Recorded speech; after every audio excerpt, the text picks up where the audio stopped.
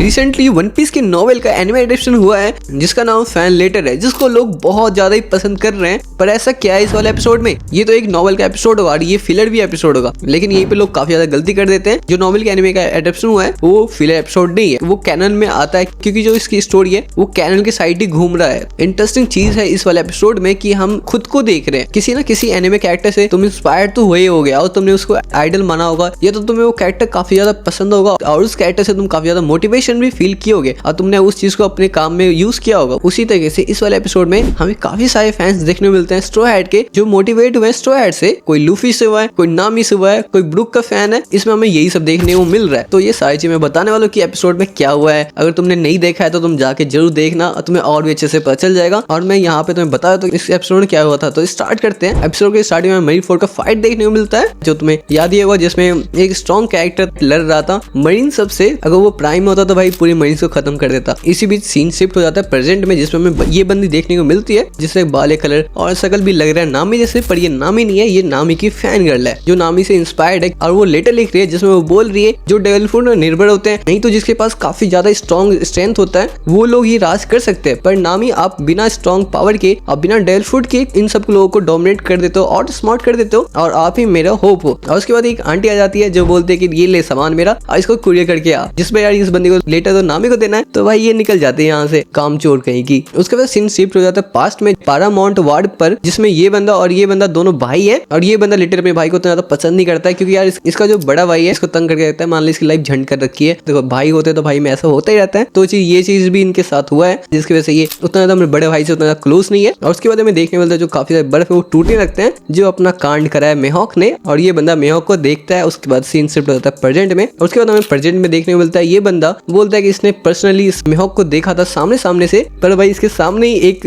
जोरो का भी फैन बैठा है जो बोलता है जोरो है स्ट्रॉन्गेस्ट स्वॉर्ड्समैन। ये बात सुनते ही जो पहला बंदा था वो बोलता है जोरो वो तो कब का मर चुका है। जैसे तुम्हें पता है जब पारामाउंट वार्ड हुआ था उसमें जोरो नहीं था, क्योंकि उससे पहले जो फाइट हुआ था जिसमें किजरू और कुमा था, तो कुमा ने उस टाइम पे जितने सारे स्ट्रॉ हैट है उसको कहीं और भेज दिए थे। तो जिसकी वजह से सबको लग रहा था जो स्ट्रॉ हैट के जो क्रू मेंबर है वो मर चुके हैं। और यहीं पर हमें जोरो भी देखने को मिलता है जो पीछे इन सब की बातें सुन रहा है। वो बंदा अपना चिल होकर दारू पी रहा है, बस और कुछ नहीं है। और उसके बाद हमें देखने को मिलता है फ्रैंकी का बुक, जिसको ये दो बच्चे पढ़ रहे हैं, जिसमें लिखा हुआ है फ्रैंकी 2 साल पहले कहाँ गायब हो गया था, वो सब कुछ लिखा हुआ है। जिसमें हमें आइसबर्ग देखने को मिलता है, जिससे पूछा जा रहा है कि फ्रैंकी कहाँ पे, कि फ्रैंकी तो वहीं पे रहता था ना। जो कहती है भाई ये ऐसे बुक कौन पढ़ता है। और उसके बाद हमें निक रॉबिन देखने को मिलती है, भाई क्या लग रही है। उसके बाद हमें ये बंदी देखने को मिलती है जो डिकोड कर लेती है कि जो 3D2Y लिखा हुआ था उसका मतलब 3 दिन नहीं 2 साल बाद इसी जगह पे मिलना है। वो ये डिकोड कर लेती और ये उस प्लेस पे जा रही होती है अपने लेटर देने के लिए नामी को। जैसे वो आगे जा रही होती है कि वो भीड़ में फंस जाती है, पर वहां पे पेरोना भी थी जो अपने घोष वाले अटैक से सबको नीचे गिरा देती है, जिसकी वजह से वो बंदी भी निकल जाती है वहां से। और पेरोना में देखने को मिलता है जो काफी सही लग रही है। और उसके बाद हमें ये लोग देखने को मिलते हैं जो जोरो का मजाक उड़ा रहे और जोरो इन दोनों की बजा के चला जाता है। और उसके बाद हमें मरीन्स देखने को मिलता है जो कहता है कि भाई ये लेटर ले और इसे छोड़ के आ, जिसमें ये बंदा बोलता है कि मैंने ये लेटर को ड्रॉप कर दिया तो, जिसमें भाई ये बंदा खुन्ने से में देख रहा है मतलब खा ही जाएगा। उसकी वजह से ये बंदा डर जाता है, वहां से निकल जाता है। पर भाई तुम्हें ये लगेगा कि ये बंदा काफी ज्यादा गुस्से में रहता है, सिंगमा वाली इसकी पर्सनैलिटी है, पर भाई अलग ही कुछ देखने को मिलता है हमें। ये बंदा चॉपर का फैन है, मतलब इसको चॉपर काफी ज्यादा पसंद है। और ये बंदा सैड भी है क्योंकि जो चॉपर है वो पैरेट है और ये बंदा मरीन्स है, जिसकी वजह से ये बंदा काफी ज्यादा सैड भी रहता है। आगे हमें चॉपर देखने को मिलता है जो फ्रैंकी का बुक को देख के शौक में कि उसके ऊपर बुक लिखी पड़ी है। और उसके आगे हमें देखने को मिलता है जो बंदी है वो उसी मरीन लेटर बॉय से टकरा जाती है, पर वो बंदी वहां से छिप जाती है। पर जो उसके लेटर होते हैं वो मरीन बॉय के पास चला जाता है और वो बंदा उस लेटर को उठा के अपने पास रख लेता है, क्योंकि जो लेटर है भाई तो लेटर उसे पहुंचा नहीं है। जिसके बाद ये सोचती है कि इसे लेटर निकालना है वहां से, पर भाई वो बंदा इसके हाथ पे पाँव रख देता है। और उसके बाद एक और मरीन देखने को मिलता है जो इस बंदी का मजाक उड़ा देता है और वहां से चला जाता है। उसका जो नक्शा था उसके ऊपर पाँव रख के चला जाता है। पर भाई इसके बाद ही अपना सबसे ग्रेटेस्ट गॉड आता है और वो कोई और नहीं उसब आता है और मोटिवेट करता है इस बंदी को। और उसब बताता है जो मरीन्स लेटर वाला है वो इस साइड गया और वो बंदी वो जान के वो वहां से निकल जाते हैं। और इस बंदी ने लेटर उस सबको पहचाना नहीं, मतलब कैसे नहीं पहचाना इसने। और उसके बाद ये बंदी बाहर में आ जाती है जहाँ पे वो मरीन लेटर बॉय आया है, और वहीं पे ये बंदी सब देखने को मिलता है, जिसमें सब बोलते हैं कि जो कौन सबसे ज्यादा स्ट्रॉन्ग है, जिसमें ये जोरो फैन बोलता है जोरो ऑफ कोर्स। और उसी के पीछे सांजी आ जाता है और बोलता है जोरो तुमने ब्लैक लेक का नाम नहीं सुना क्या, जिसपे सबका रिएक्शन होता है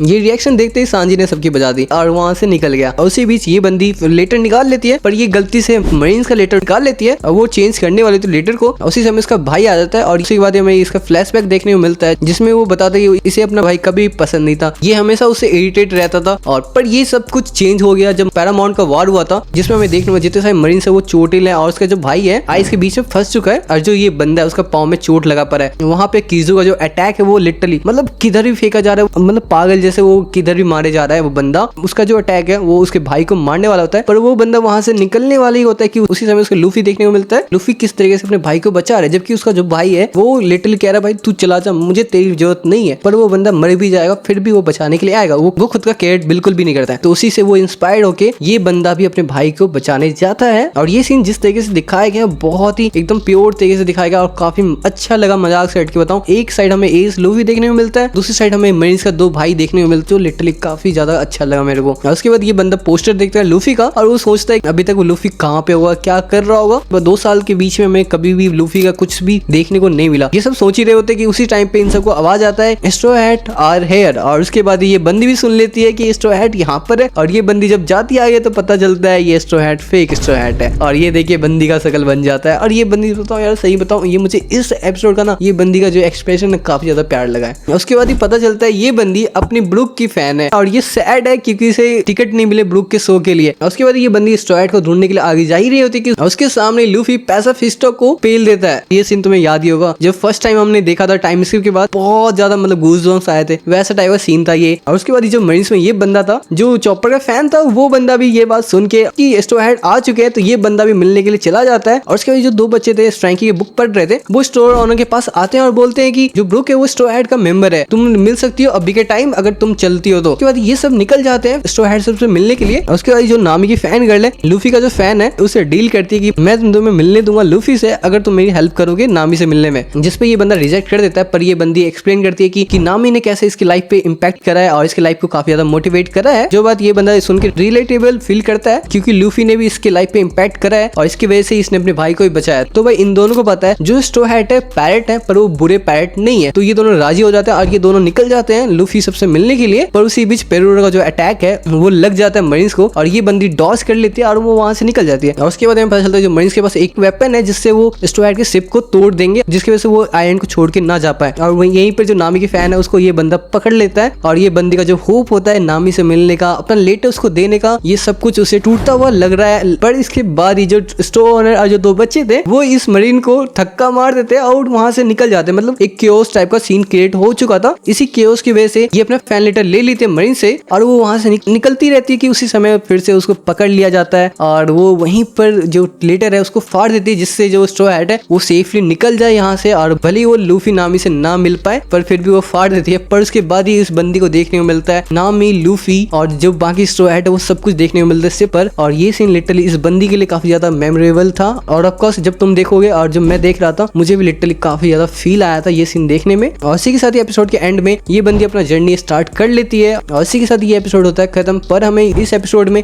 एक बार भी इस बंदी का नाम नहीं देखने को मिला, मतलब क्या भाई। और इस एपिसोड लेटे बताऊं जो ये बंदी है लिटरली काफी ज्यादा प्यारी लगी, फनी लगी खासकर, मतलब इसके जो एक्सप्रेशन थे ना वो लिटरली काफी टॉप लेवल थे। तो भाई ये एपिसोड लिटरली टॉप लेवल का निकला मेरे लिए। तो इसी के साथ ही वीडियो भी करते खत्म। अगर तुम इस चैनल पर नए हो तो चैनल को सब्सक्राइब कर दो यार। तो फिर मिलते हैं नेक्स्ट वीडियो के साथ, तब तक के लिए सायोनारा।